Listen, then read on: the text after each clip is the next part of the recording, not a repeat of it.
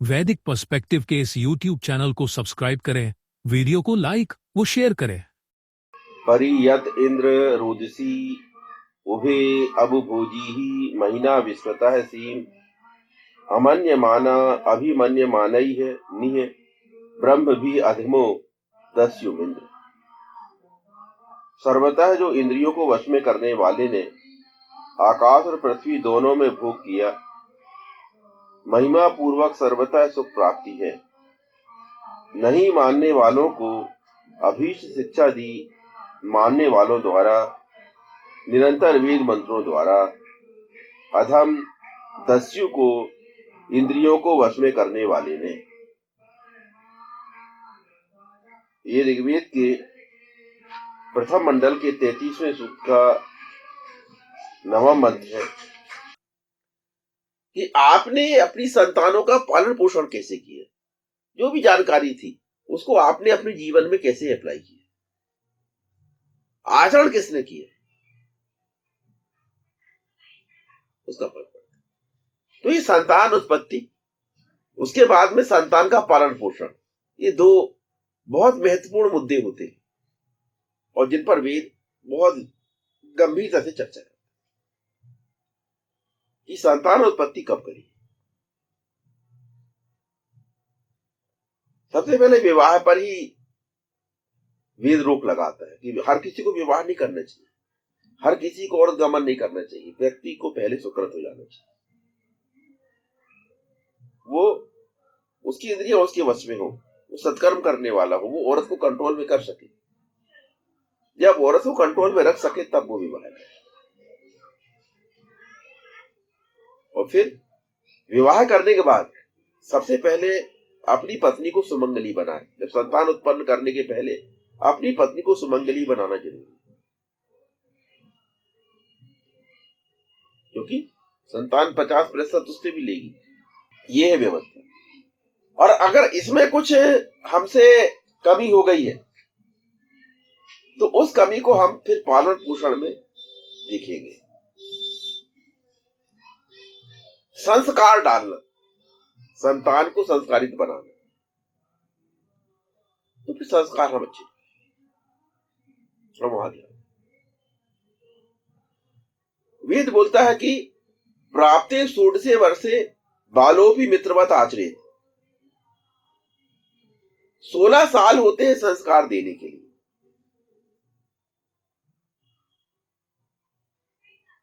आपको 16 साल संतान को पैदा करने के बाद भी मिलते। 16 साल में आपने क्या संस्कार दिए, विचार करिए। अगर आपने 16 सालों में बच्चे संस्कार नहीं दिए तो फिर आपको इसके बाद में बाजी आपके हाथ से निकल जाती। फिर संतान चाहे आप शीर्षार्थ भी क्यों ना करें, कुछ फर्क नहीं पड़ने वाला, वो समय के जरिए कुछ नहीं। फिर वो मिट्टी जो है वो अब क्या हो गई, वो एक स्थायी स्वरूप ले ली। अब उसमें कुछ फर्क, ये व्यवस्था। तो वेद जो है वो प्रेम और विश्वास, इसके आधार पर ही सृष्टि बनाता है। विश्व जो बनाता है वो कैसा विश्व बनाता है? प्रेम विश्व, जिसमें व्यक्ति एक दूसरे का विश्वास करे।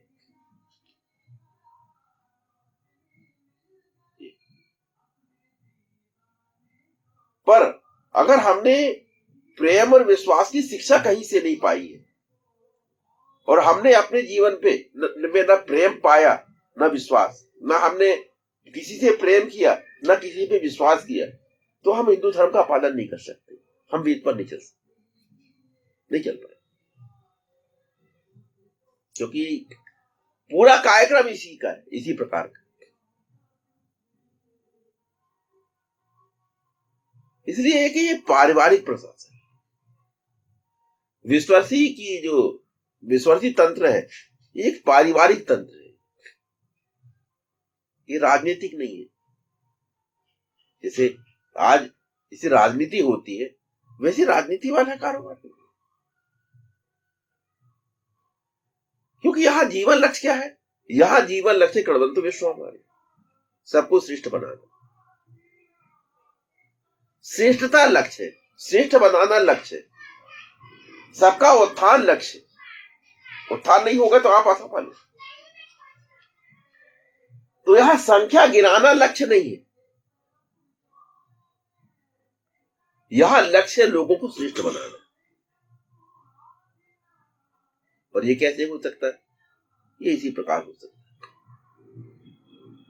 कि इसके लिए व्यक्ति के अंदर प्रेम हो, विश्वास हो, उसके माध्यम से वो पारिवारिक सोच के आधार पर चले।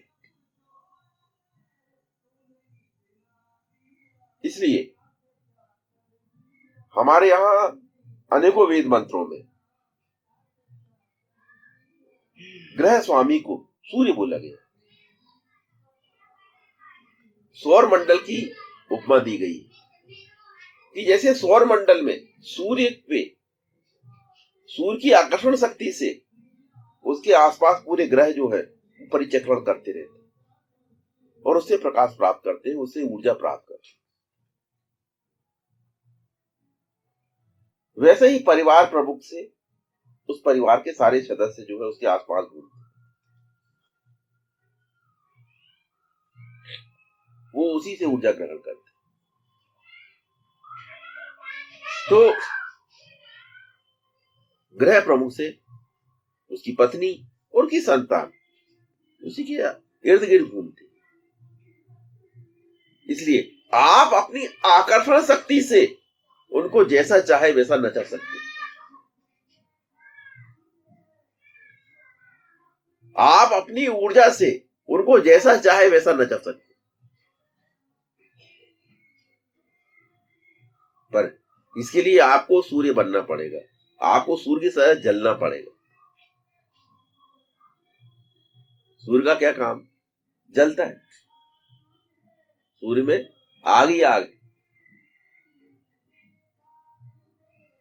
पर उसी आग से वो पूरी दुनिया को प्रकाशित कर रहा है और ग्रह ग्रहांतर जो है उसकी आकर्षण शक्ति से परिचक्रण कर रहा है। तो ये आपके पास एक माध्यम है, आपको सूर्य बनना पड़ेगा। प्राप्ति षोडशे वर्षे वालों भी मित्रवत आचरित, ये आपके लिए एक गाइडेंस है कि अब संतान को आप मित्र की तरह ट्रीट करें, उसको अभी भी आप छोड़े न, पर उसके साथ आपका व्यवहार करने का तरीका मित्रवत होना चाहिए, फ्रेंड की तरह होना चाहिए। वो एक सलाह देंगे, फ्रेंड की तरह ट्रीट करेंगे तो आप उनका भविष्य बना सकते हैं। पर आप एक जबरदस्ती करना चाहेंगे तो नहीं कर सकते। जबरदस्ती वाला जो भी था वो 16 वर्ष के पहले वाला, उस समय आप गीली मिट्टी उसको जैसा चाहे वैसा स्वरूप दे सकते, उसके बाद नहीं दे सकते। फिर व्यवहार पद्धति आपको अपने आप बदलना पड़ेगा। तो वेद कहीं भी किसी भी व्यक्ति को जबरदस्ती करने की अनुमति नहीं देता।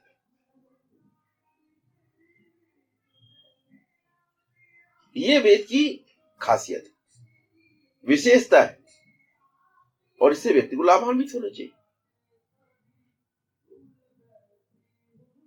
पर ये क्या है कि हम जो है हम उसे लाभान्वित नहीं हो पा रहे। इतना लाभ लेना चाहिए उतना लाभ हम नहीं ले पाते। हमें जो है स्वतंत्रता ईशान ने दिया है, वेद ने बहुत स्वतंत्रता दी है, पर हम उस स्वतंत्रता का सही फायदा नहीं उठा पाते। तो एक पारिवारिक प्रशासनिक व्यवस्था है, पारिवारिक प्रशासनिक व्यवस्था को लागू करने में हर वो व्यक्ति जो कि परिवार चला चुका है, परिवार चलाता है, परिवार का प्रमुख है, उसको कोई दिक्कत नहीं आनी चाहिए। परिवार चला ही रहे ना, हमें मालूम किस चलाया जाता, वही यहां भी वही करना। पर जो अपने परिवार में असफल है वो यहां पर भी असफल है।